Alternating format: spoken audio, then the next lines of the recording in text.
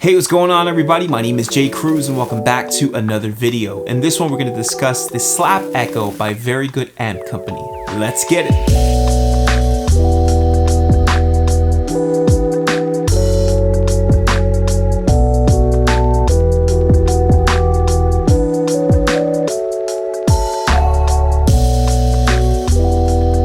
So this is technically a sponsored video as the good folks at Very Good Amp Company sent me this pedal for a review. However, as usual, this will not affect my opinion on the pedal and my review will be 100% honest. I was very excited about these pedals simply by their aesthetic. I loved what they look like and how they presented themselves, and the packaging did not fail. You guys know how much I love a good packaging. Everything from the box to what was inside, how they presented it, how it's wrapped in that sort of flag or bandana that they have. It was perfect. I absolutely loved it and really thought that they did an outstanding job with their packaging. Then you take the pedal out and you realize how beautiful it is. I mean, just all of the details, everything from the coating to how sturdy it feels, how just boutique it feels at the same time. Clearly this thing was hand built with care and love and attention to detail. The pedal itself has a blend knob, a boost switch, a time switch, and of course the actual foot switch itself. But that's not all. If you take off the back plate of the pedal, there are some internal options that will alter the way this pedal operates as well. There are two trimmers on the inside that can affect the slap echo sound that comes stocked in the pedal. You can rotate the T switch clockwise to increase the time of the echo, or the R switch counterclockwise to increase the repeats of the echo. The most interesting part about this is the boost switch. Now this pedal admittingly is not the most transparent, meaning that when you turn it on, there is a very small increase in terms of your volume, and then putting that switch on the up position will then boost it even more for almost like a solo boost. So if you are using an edge of breakup sound, this will definitely push it to that overdriven type of tone,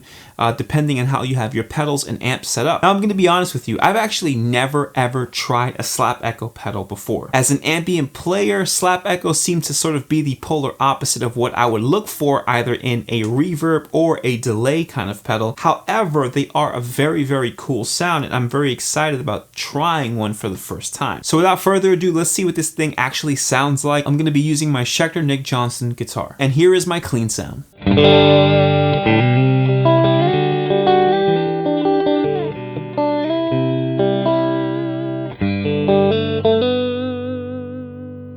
Now we're going to turn on the slap echo. I have the blend knob at about 2 o'clock. The boost switch is being left down, so that means the pedal is not technically boosting. And for today's video, we're going to stay in the up position on the time switch. We'll leave those internal trimmers as they comes fully stocked. Let's hear what this sounds like.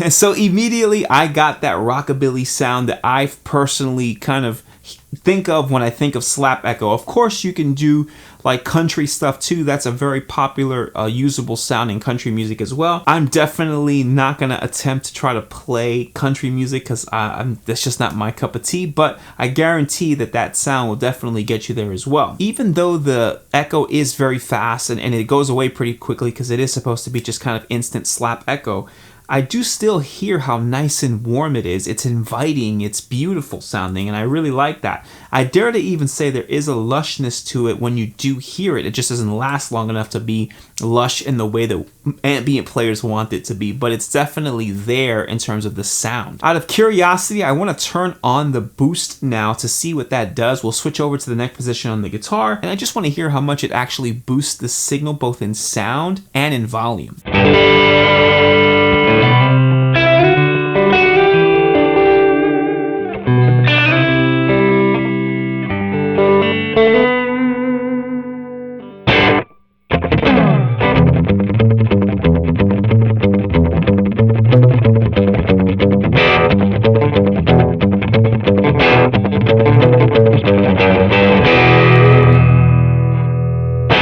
As you can hear, there's almost this transparent drive element to this pedal now. And I'm curious to know if we could somewhat eliminate the slap echo. So I'm going to turn the blend knob fully down and see if that boost remains, or if the blend knob incorporates the boost. So let's turn the blend knob all the way off and see if this boost actually stays there. And you could technically use this thing as a boost pedal or even an overdrive.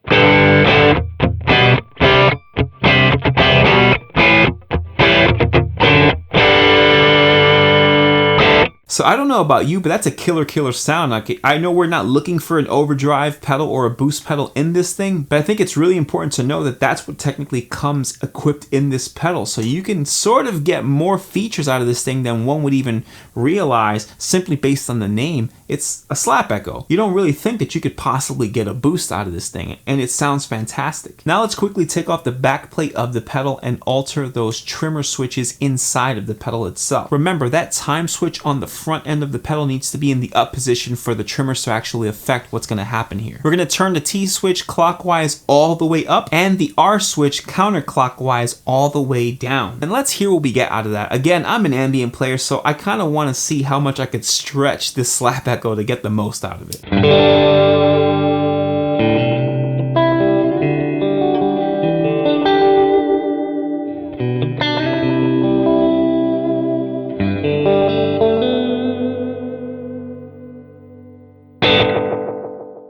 So it is kind of getting a little bit chaotic. I was trying to see if I could use it as an always on type of reverb pedal, but there is this sort of wobble thing that's happening in that sound. It is lush, it is warm, and you could definitely work with it, but it's not quite as useful as the sound I think is what we had before. But just for fun, now let's put the boost on as well to see what that sounds like.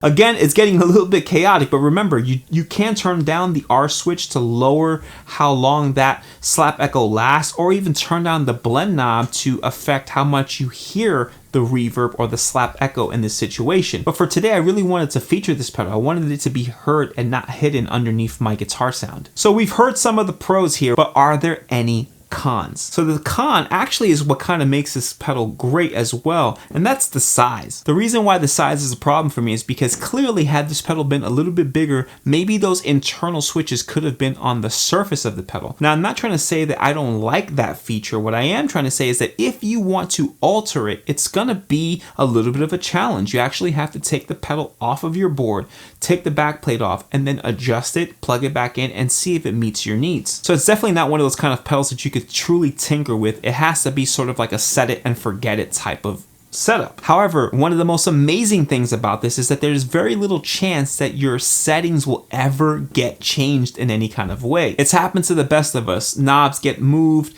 switches get moved, and sounds totally change from there. But with this kind of setup where the stuff is inside, essentially you're securing your sound and everything that you've set. So when you truly step on this pedal, you know exactly the sound that you're gonna get. Guys, I hope you've enjoyed this video. I hope you've enjoyed the sounds and tones that we're getting from this. I'd like to thank the folks at Very Good Amp Company for sending me this. It's amazing, and I can't wait to review some more of their products. You should also note that a percentage of their sales do go to certain charities, and I highly recommend that you at least visit their website to get to know them a little bit more, because it's not just what they offer in terms of sounds and pedals themselves, but it's also what they contribute to, and I think that matters. Let me know in the comment section what you thought of this pedal and any questions that you may have. While you're there, please do all the things that help this channel grow. Subscribe to the channel, like the video. You can donate directly to the channel by clicking the PayPal link in the description box below, or you can check out some of the affiliate links. Those links also help this channel out just a little bit. Thank you so much for watching, and until next week.